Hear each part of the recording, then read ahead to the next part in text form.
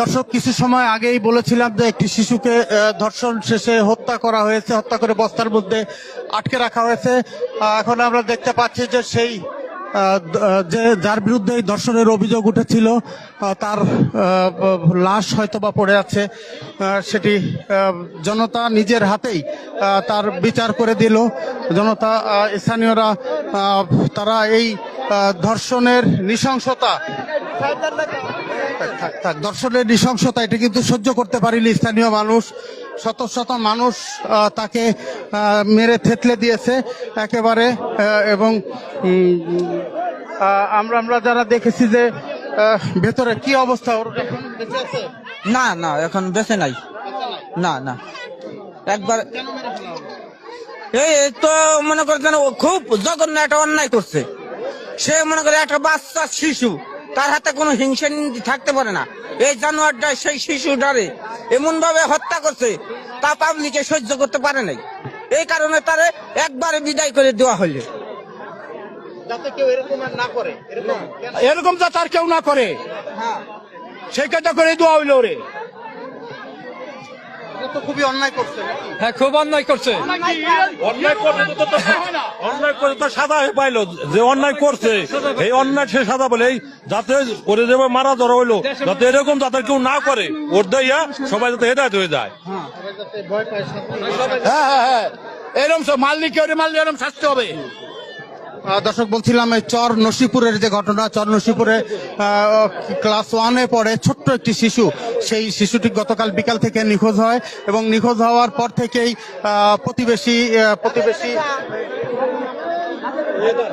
প্রতিবেশী হায়দারের বাড়িতে তার লাশ আজকে সন্ধ্যায় এসে পুলিশ খুঁজে পায় বা উদ্ধার করে, লাশ উদ্ধার করে। কিন্তু এই খবর পেয়ে শত শত মানুষ, গ্রামের শত শত মানুষ তারা কিন্তু এখানে ছুটে এসেছে এবং এই দৃশ্য দেখে তারা সহ্য করতে পারেনি। তারা ঘর ভেঙে তারা এই ঘরের মধ্যে প্রবেশ করে এবং যার বিরুদ্ধে এই ধর্ষণ এবং হত্যার অভিযোগ উঠেছিল তাকে নিজের হাতেই স্থানীয় জনতা বেধড়ক পিটিয়েছে এবং বলা হচ্ছে যে সে এরই মধ্যে মারা গেছে, সেটি জনতা বলছে। এবং বলছেন যে এটি আসলে তারা ক্ষুব্ধ হয়ে আসলে এই বিচারের যে মব জাস্টিস বা যাই বলি, এই ঘটনাটি ঘটিয়েছে, যাতে কেউ এর ধরনের ঘটনা আর কখনো না ঘটায়, কেউ যাতে এমন ঘটনা আর কখনো না ঘটায়, তাই দৃষ্টান্তমূলক শাস্তি তারা দিয়েছে, এটি দাবি করছেন। কিছু সময় আগেই কিন্তু এখানে পুলিশ চেষ্টা করেছে অনেক তাকে রক্ষা করবার, কিন্তু পারেনি। পুলিশের ব্যারিকেড ভেঙেই কিন্তু স্থানীয় জনতা শেষ পর্যন্ত এই যে হায়দার তার উপরে হামলা চালায়। গাছবাড়ি দৌলত দিয়ে এই পাশে তুলে দিয়ে ঘাট এ পাশে দিয়ে 250 বেড তন্ন করে খুঁজছি, কোথাও পাই নাই। তারপরে যে পুলিশ আসার পর তারপরে অনুযায়ী তাদের সহযোগিতায় ইনশাল্লাহ সন্দেহ। আমি তাই বললাম যে আমার মনে একটু সন্দেহ লাগে, একটু কথাতে মোটামুটি উনাদের। তাকে কেন সন্দেহ করলেন আপনারা? তার সন্দেহ করলে সে হলো খালি পিছিয়ে থাকে আর খালি পাশে হাত দেয়, পিছিয়ে থাকে, কোন কথাই বলে না। উনি কি আগে আসবে না? উনি আমার দাদা, আর উনি আসবে আগে না, যে আসলে ওর মেয়েটা গেল কোথায়, ও তা না গিয়ে ও খালি পিছনে থাকে, খালি পিছনে থাকে। মেয়েটা আপনার কি হয়? আমার মেয়ে। আপনার মেয়ে? হ্যাঁ। ওই হায়দার হচ্ছে আপনার কি হয়? আমার দাদা হয়। আপনার আপন দাদা? চাস্তো দাদা? আপনার দাদা? আমার দাদা। হ্যাঁ। তার মানে মেয়েটার হচ্ছে তাওই হয়। তাওই।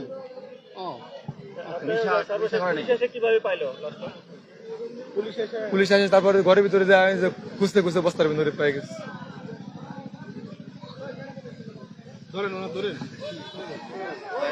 আসলে বলার মতো কোন, এটা এমন একটা ঘটনা হৃদয় বিদারক, এটা বলার মতো ঘটনা না।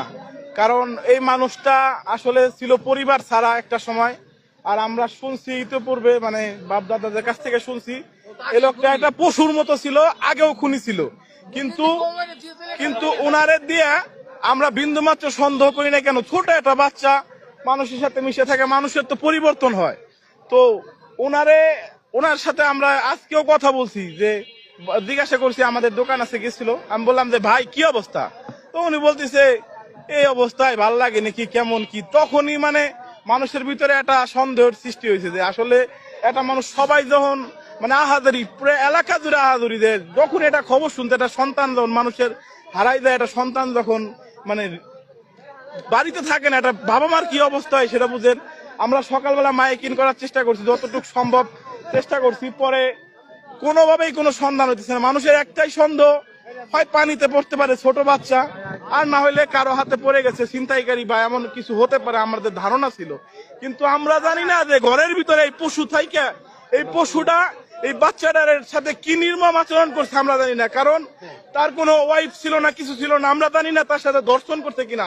কিন্তু আমরা এইটুকুনতে খুব খুশি, আল্লাহ তাআলার যে একটা বিচার আছে, যে দর্শন করছে তার শাস্তি মৃত্যুদণ্ড, আজকে এলাকাবাসী তার উপযুক্ত শাস্তি দিচ্ছে, আমরা সকলে খুশি এবং ধন্যবাদ জানাতে চাই প্রশাসনকে।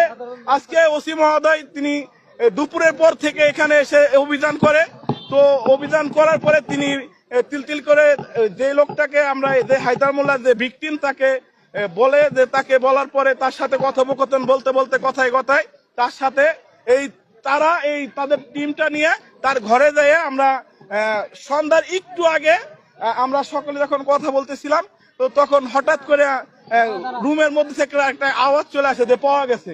তো এইটাই হলো ঘটনা।